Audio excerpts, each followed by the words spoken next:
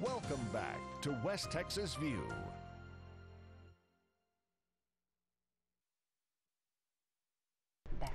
Welcome back to the West Texas View. I'm Johnny Lou Avery, and Shauna Cloyd and Kelly Beatty, who are two midwives in the Permian Basin, are our guests today. And we've been learning a lot about the process. You're going to learn even more next week when we have birth mothers. But I want us to talk about something that I've just heard about and I don't know anything about, and that's water birth for home birth. Does that mean that they go get in their bathtub or what? It does.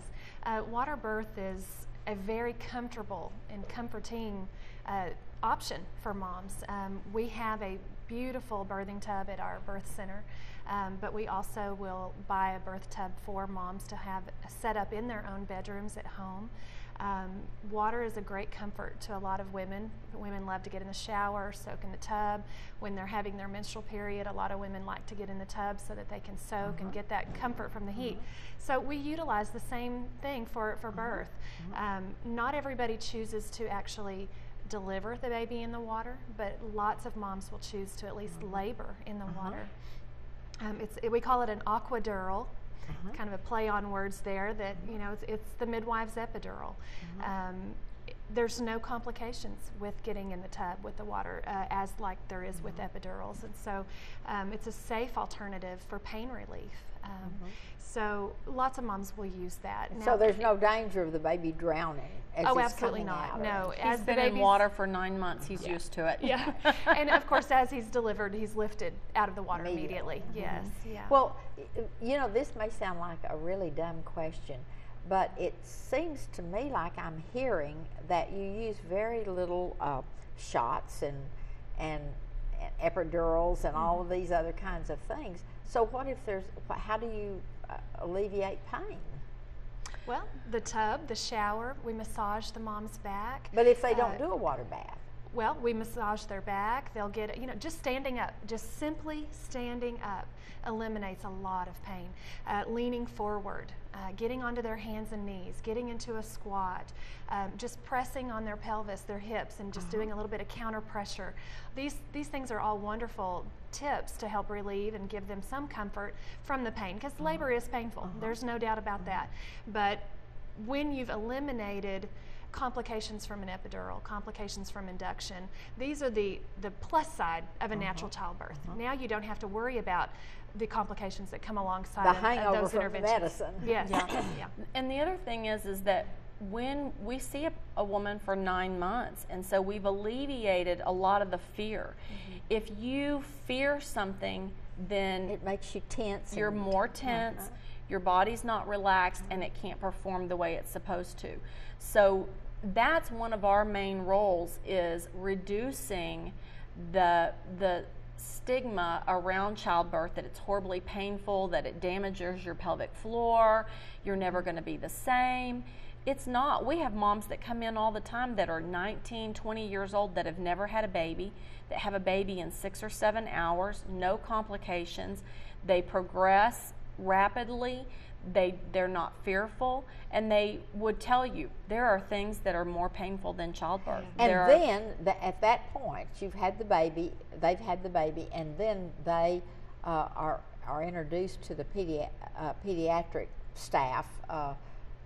Or they've already chosen and been working with, or what? We make a recommendation to the parents. It's part of our educational process.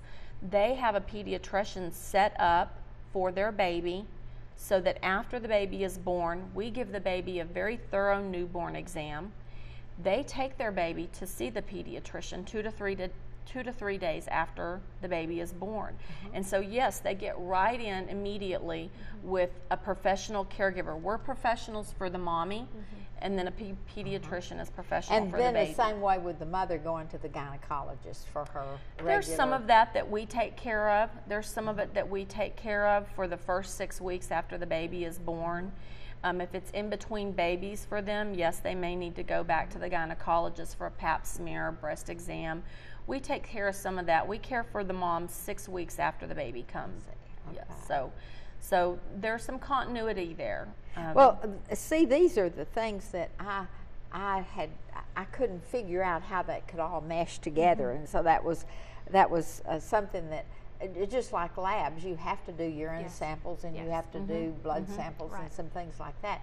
So you have a laboratory that you are used to dealing with, and we also have medications. I mean, if a mom has a complication after the baby comes out, we have medications, the same medications but that you they can't would use. prescribe medicine. No, Okay. we don't prescribe medication. And then the other thing is, you mentioned briefly insurance, and so how does that work? Do you file on their insurance or their? It's just the same as if you were seeing a physician. Okay, good. So it's almost like you're a PA or a narcissist. There's differences in the sense that, you know, it is limited what we can do medically. That's why we say when a client comes to us and we sit down with her to discuss, is this a good fit for you? Right. We're not only assessing, you know, what are her thoughts about childbirth, but her health history. Is she low risk? Okay. Is it a good idea for her to try to have a baby here? If she's had a baby previously and she had severe complications or certain health conditions, then we have to tell her, you know, I'm sorry, this isn't a good place for you to have your baby. We would recommend that you go to a physician to have a baby.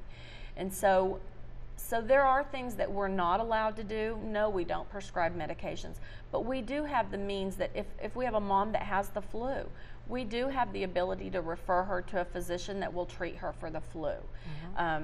Urinary tract infections, yes, we're allowed to take care of those. It depends on the complication. And so, like I said, that's what happens during the interview process when a mom is sitting down. So if I came to you and said, I want to have a natural childbirth, but I'm a diabetic. Right. Then, You'd be risked out. Yeah. We'd say, I'm sorry. We'd love to take care of you, but no. Midwives are only care providers for low risk, healthy moms that are having a healthy pregnancy with a low risk baby with no complications. So what you're saying, if I'm hearing it correctly, is there's a place for midwives. Yes. There's a place for the hospital. Yes. There's a place for the high this risk, wonderful medical system that we have in America. Absolutely. And we're very lucky to have And all we of our feel very options. strongly about that. We feel like that is a 100% true statement.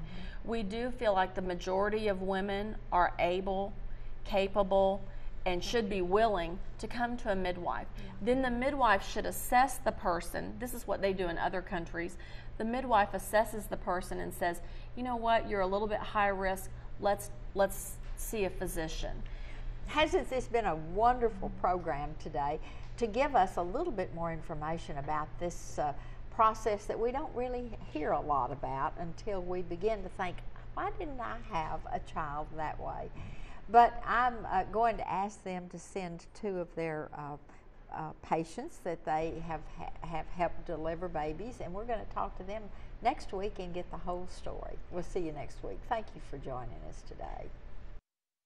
Thanks for joining us for News West 9's West Texas View with Johnny Lou Avery. This has been a public affairs presentation of KWAB-TV and KWES-TV.